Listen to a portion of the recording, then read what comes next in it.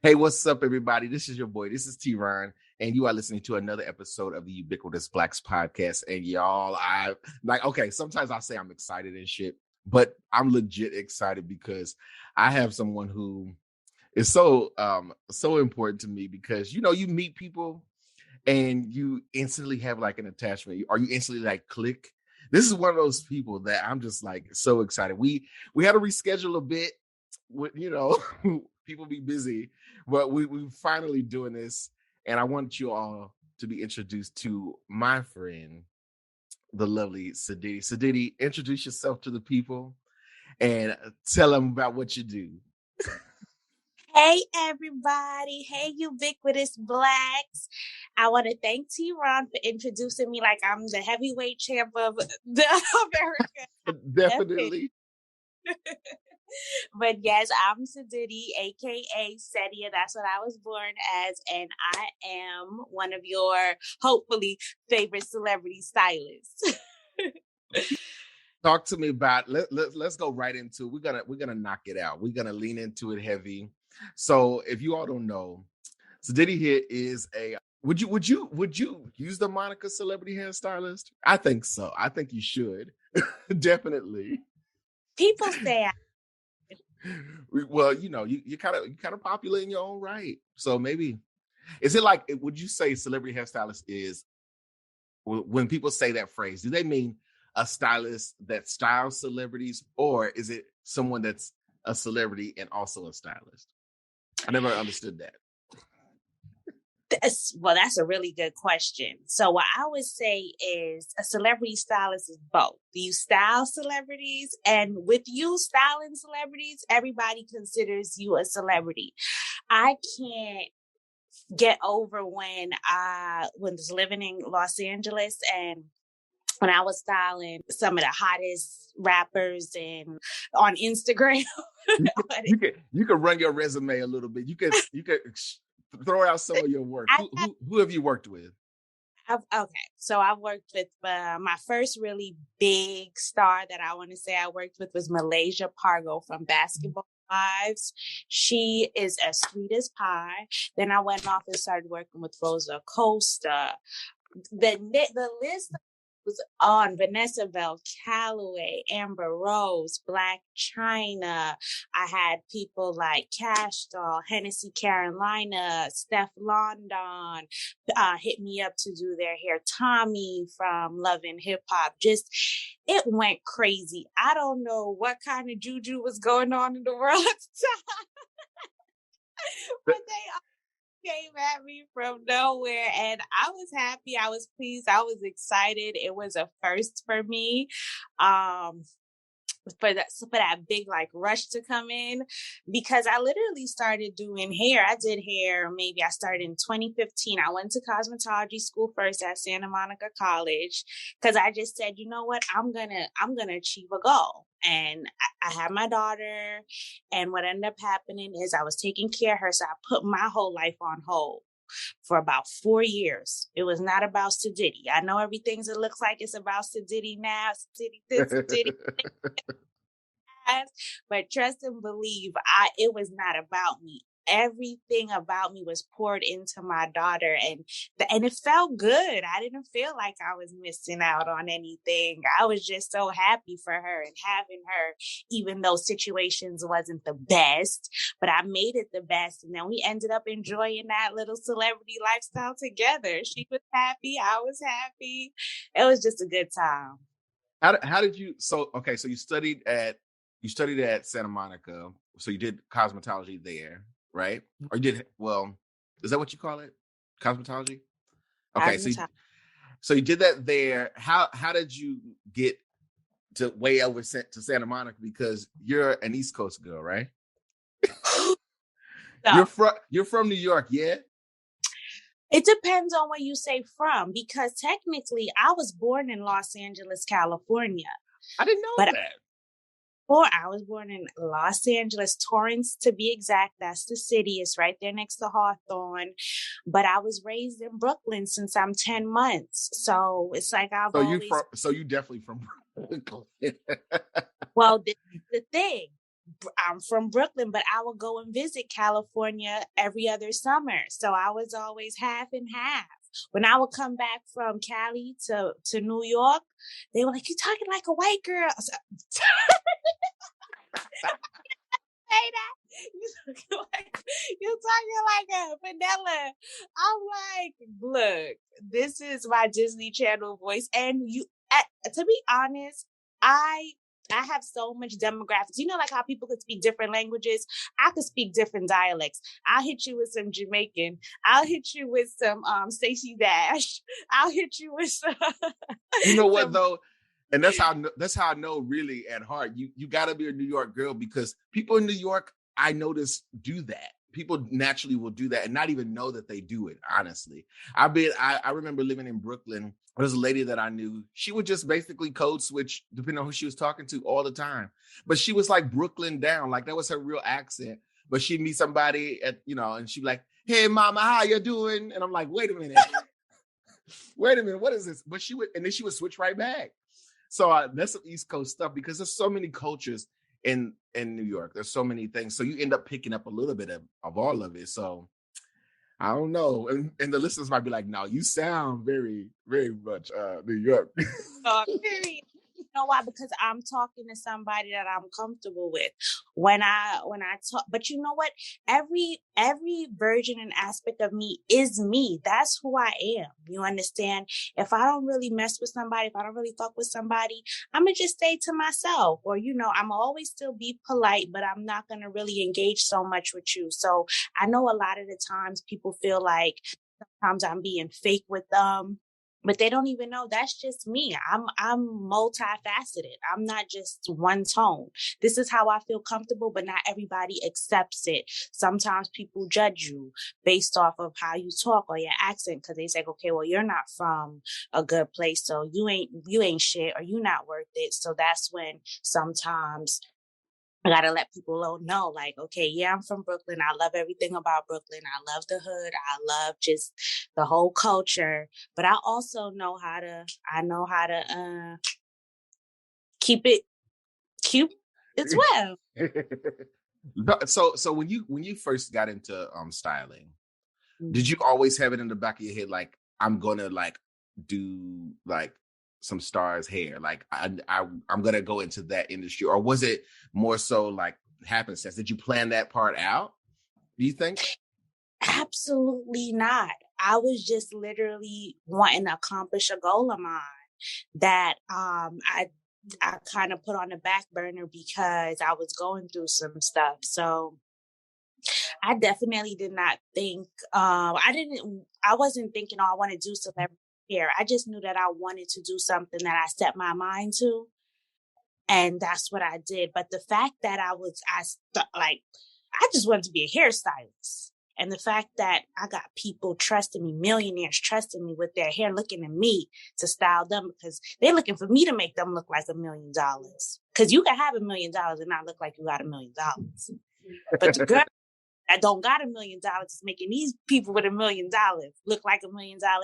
That was all I needed. That was all the confidence I needed. And it's definitely like second nature for you. It's definitely something that like when people can really, when you can tell when somebody's passionate about something, because it shows in the end work. You know what I mean? It's like, oh, this is this girl's talent. But I mean, you do other things. So you did say that at the time that you started to really take it serious and go to school, that you had your daughter as well. What's motherhood been like for you, juggling that and chasing your career at the same time? How's that panned out for you? Okay. It's not going to be the cookie cutter answer you're looking for, but we don't want cookie cutter. Give us to it just like it is. So to be honest, it was hard. It's hard. I did it as a single because I felt as though I got into a relationship or I got into a situation with her father that was a little bit too soon, and I was a little bit blinded and jumped in. So I decided that he wasn't the right person for me. So I had to move forward with my life, or else I was going to keep getting hurt. So what I ended up doing was, I had to make a way for me and her. But I want to touch on this because to me, this is so important to the story. I left everything that I thought that I loved and I wanted all for her. She was the main source of my happiness. And me going to do hair and trying to do hair was for her. Even though it was for me, it was really for her. But it was not easy because I wanted to give her everything that I can give her. But at the same time, I had to bust my ass because what I want, nobody not going to give me. I want to be able to spoil her. I want to be able to give her whatever it is that she wants. So taking time to take care of what I got to take care of and not being able to spend every second with her, man, that was tough. It was tough, but I got it done. And even starting to do hair, I couldn't spend no time with her. And I feel up until now really guilty about it because the start of her life, I got to spend every second with her. She breastfed. She wouldn't drink out of a bottle. We built like such this freaking unbreakable bond. So when it was time that, okay, now I had to be an adult, I couldn't be mommy no more. I could still be mommy. I won't say that, but I couldn't be nurturing mommy. Like in that. Right.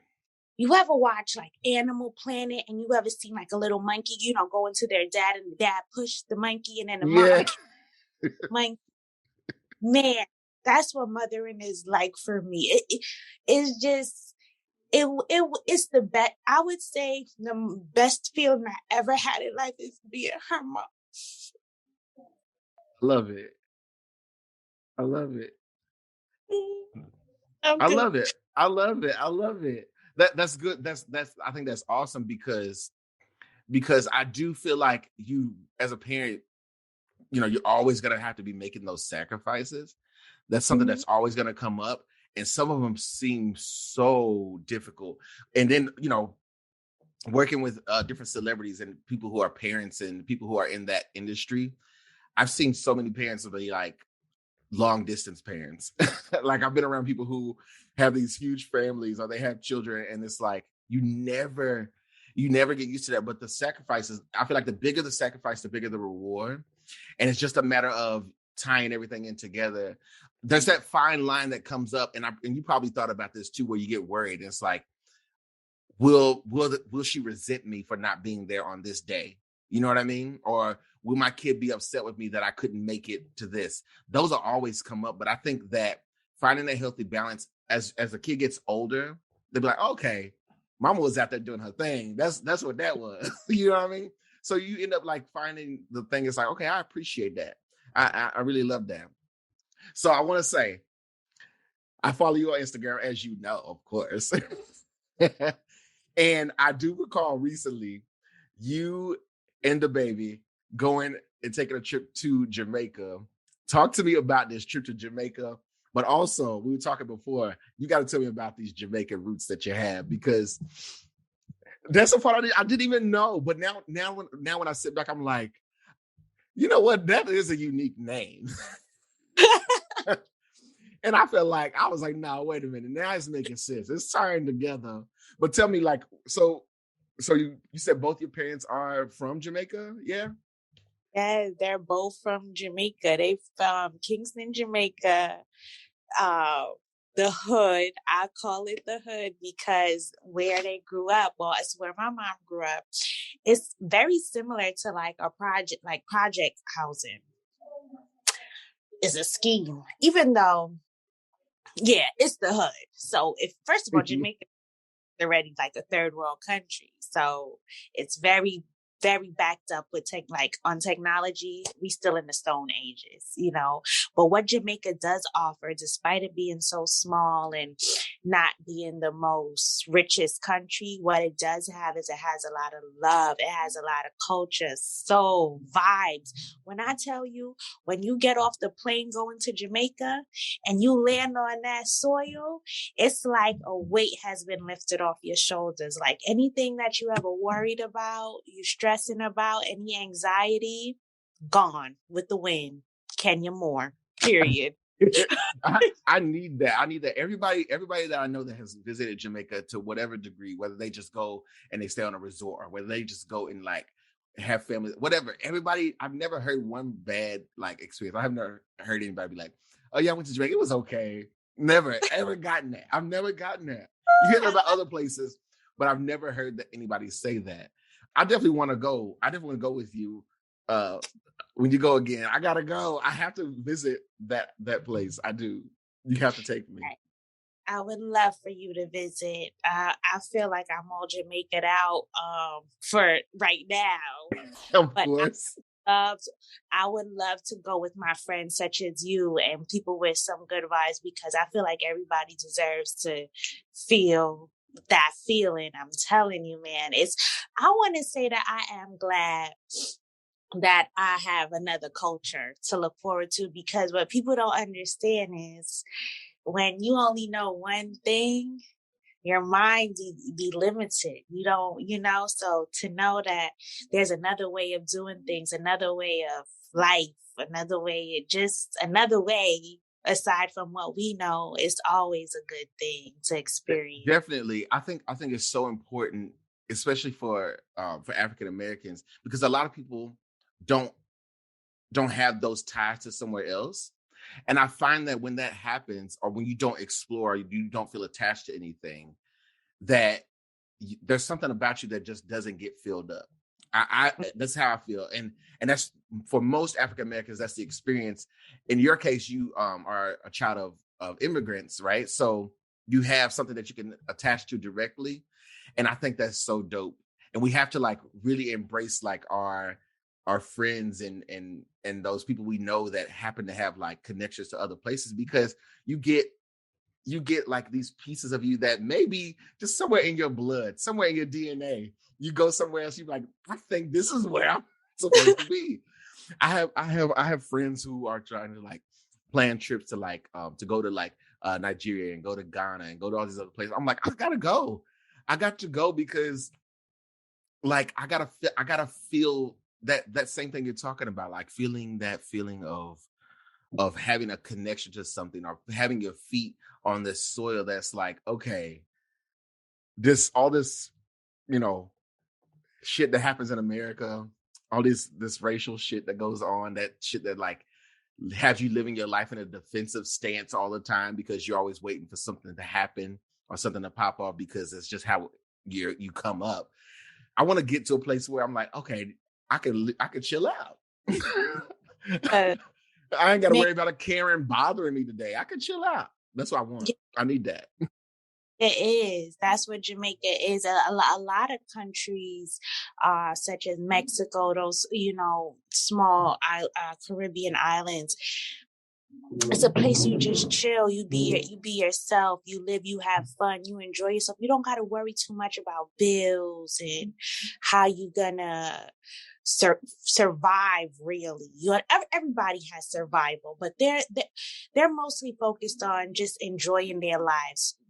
Having food, some drinks, and music, and some friends around is all these people, especially in islands, need to freaking feel like, they had a wonderful day or a great day, or they're in a good mood. And I love that so much. It's the simple things sometimes. I'm all for it. What's the best? Because I'm trying to catch up to you. I got a couple of stamps on my passport, but I'm trying to catch up to you. I'm trying to move about. I'm trying to do some things. But what's the best trip you think you've been on to date? The best trip that I've been on, I would honestly have to say, is Greece. Mykonos, Greece. That was, in fact, my favorite place. It was so serene, so undeniably beautiful. The view, it was like heaven. It was like a place I've never been. It's like a place that doesn't even exist. It's like a fantasy. It's like a fantasy. I've gone to a few places, but I don't think I've visited a place yet that I've had that feeling yet. You think that would be a good one to try out, to see? Definitely. Because I like those hidden gem places. I like those places that like are not too touristy, that you can be like, you know, you get like a surprise, or maybe there's like a really cool ass like Airbnb or something that you just like, oh wait, this is so, you know, something. I like stuff like that. You think so? Greece would be the one, well, at least as of now. You know what makes it even better? Everybody just has like a chill ass vibe, mood. You know, they don't let nothing bother them. You know, Greece is known for Greek mythology and philosophy and, you know, home of the great philosophers who use their brain. Because I want to say using our brain is not so important nowadays, especially in our country. It's not what you know, it's what you're wearing or how you look. And all that's great too, you know, that's wonderful. But there's more than, you know, more to life than that. That's what I want to say. Escape is important. Escape is important. Let me ask you this. Do you, and you don't have to answer this. You don't have to answer this if you don't want. But do you find it at this point, do you find it difficult to date, having the status that you have, but also moving around as much as you do? Not everybody can get next to that kind of lifestyle. I don't date much. That's okay. But no. I know that over the years, as I moved around a bit and traveled more and worked, it's not for everybody. Some people will be like, oh, yeah, that's, you know, that's cool. I can get with that until you actually, you know, have to go away, or you have to, you know, you be busy doing something and you're not in the same place, and they're like, oh, I can't do this. But do you find that to be an issue with you having the travel bug and also hustling as much as you do? Like, what's that like for you? Are you dating? That is such a good question. I want to say, all right, technically, I have love interests. Okay. I'm big on love. I do have love interests. However, I'm not gonna, I'll, a lot of people approach me, let's just keep it 100. People Mm-hmm. approach me who desire to date me or want to date me. And I appreciate and I'm flattered by all that love. But for me, I gotta meet someone that my mind, my body, my soul tell me, yeah, he give me a feeling. And I think I've gotten that maybe 4 times in my life. However, because I was so scared to be vulnerable, I want to say that it never really evolved how it's supposed to evolve.